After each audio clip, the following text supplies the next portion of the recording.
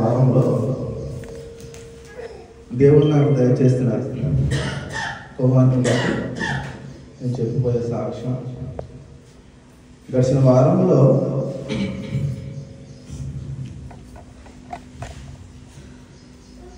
దేవుడు చేసిన కార్యం గొప్ప కార్యం కాబట్టి ఆయన ఏదైనా సాక్ష్యం చెప్పాలని నేను అనుకున్నాను. గత వారంలో కుదరలేదు. ఈ వారంలో చెప్పాలని మన ప్రేరణ కలిగి ఇక్కడ సాక్ష్యం చెప్పాలి, మీ అందరికీ తెలియజెప్పాలి. దేవుడు చేసిన మర్మం, దేవుడు చేసిన కార్యాలు, ఆశ్చర్య కార్యాలు గొప్పవి కాబట్టి ఆయన ఏర్పడిన సంతోషము ఎవరు తెలియరని ఆయన గ్రంథంలో లెక్కించి ఉన్నారు.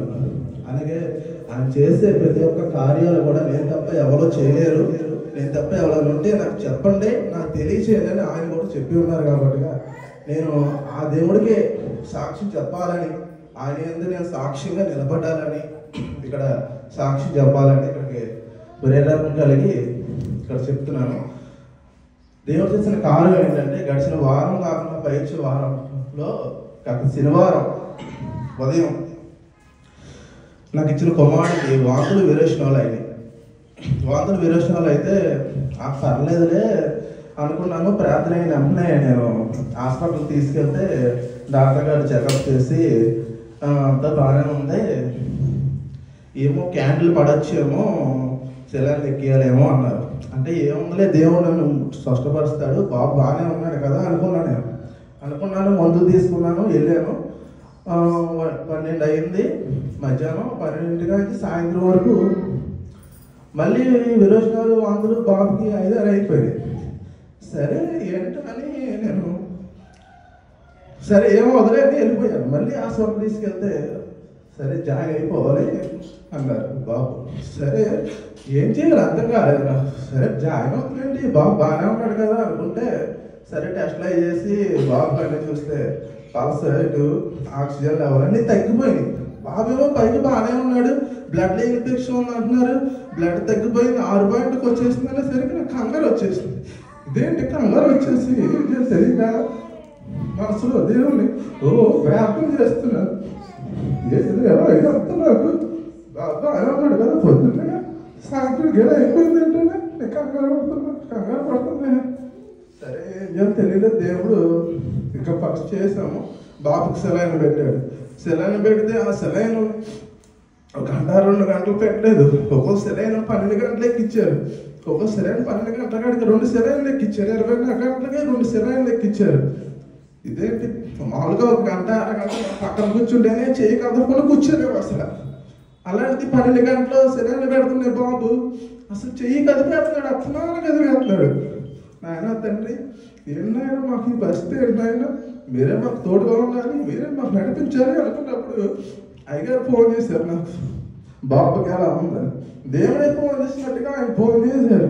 ఫోన్ చేసి మాట్లాడినప్పుడు అయ్యగారు ఇది పరిస్థితి అండి, ఇలా జాయిన్ అయ్యామంటే ఇలా బాగోలేదు అన్నారు. సడన్గా పొద్దున్నే బాగానే ఆడుకున్నాడు, చర్చిలో తిరిగాడు, అందరి దగ్గరికి వెళ్ళాడు, అందరితో పలకరించినట్టుగా అందరి దగ్గర నవ్వాడు. నాకే ఆశ్చర్యం అయిపోయింది. సాయంత్రం కల్లా బాబుకి ఏంటి ఇది తేడా జరిగిందని.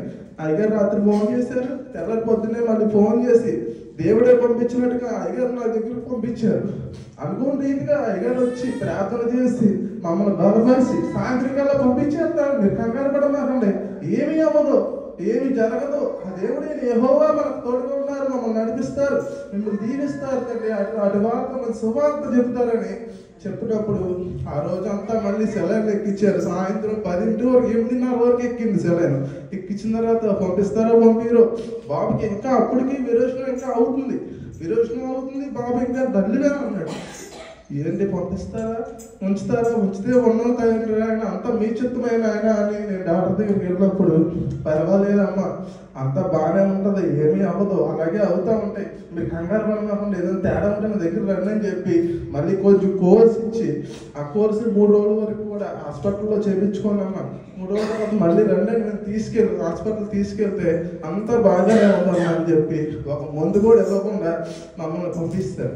మా పక్షాన దేవుడు నడిపించి మాకు ఇచ్చిన కుమారుని తండ్రి మీరు ముట్టి స్పష్టపరిచారని ఆయన. నేను ఆ రోజు రాత్రి 11కి మాకు లేచి ప్రార్థన చేసి నిజంగా సాక్షి చెప్పుకుంటాను. ఆయన నా బిడ్డ స్పష్టపరిచిన ఆయన రక్తం లెవెల్ పెంచండి, ఇన్ఫెక్షన్ తగ్గించండి ఆయన, అవిరోజుల నుంచి గద్దించండి ఆయన, నేను ప్రార్థన చేసుకుంటానని ఆ రోజు దేవుడి సాక్ష్యం చెప్పుకుంటానని ఆయన ఎందుకు నేను సాగిలపడ్డాను. ఆయన నాకు చేసిన కార్యాన్ని నేను సన్నిధిలో మీ అందరూ తెలియజేస్తున్నాను. ఆయన నమ్ముకున్న బిడ్డలు ఎప్పుడు కూడా ఆయన వినబడు, ఆయన ఎప్పుడు కూడా సంతోషం ఏర్పరిచే దేవుడే. కొంచెం దుఃఖం వచ్చినా కానీ తిరిగి మళ్ళా దాన్ని మనకు అంతకంటే సంతోషాన్ని ఏర్పరిచి మనల్ని అభివృద్ధి పొందే విధముగా, మనం బలపరిచే విధముగా మంచి మాటలు ఆయన గ్రంథంలో లెక్కించి ఉన్నాడు. అవన్నీ మీకు నేను తెలియజెప్పలేకపోతున్నాను. అయినా కానీ దినములన్నీ కూడా చెడ్డవే, అయినా కానీ ఆయన దినములన్నీ కూడా మంచి కింద ఎంచి ఆయన వాక్యము ద్వారా తండ్రి మనల్ని బలపరుస్తున్నందుకు ఆ దేవుడైన నదుడైన యేసుకిస్తున్నాము అని నేను బతులాడి వేడుకుంటున్నాను. నా సాక్ష్యం దేవుడు దీవించాలని, నాకు సాక్ష్యం చెప్తా రాదు, నేను ఎప్పుడు సాక్ష్యం చెప్పలేదు. సాక్ష్యాన్ని ఆశ్రయించమని, నా కుటుంబాన్ని దీవించమని, నా తల్లిగారు ఉన్న బలహీనతలు మీరు గద్దించమని, డాడీ గారు ఉన్న బలహీనతలు మీరు గద్దించి, ఇక్కడ ఉన్న ప్రతి ఒక్క పిల్లలు కూడా దేవుడైన యెహోవా స్పష్టపరిచి ఉన్న బలహీనతలు ఉంటే, గత వారంలో అందరికీ బలహీనతలు జ్వరాలు ఉన్నాయి, వారందరికీ కూడా మంచి ఆరోగ్యాలు మీరు దయచేస్తున్నారని నేను నమ్ముచు తండ్రి ఈ చిన్న సాక్ష్యాలు దీవించమని మా నదిరేడు యేసుక్రీస్తు నామములో వేడుకుంటున్నాం పరమ తండ్రి. ఆమేన్.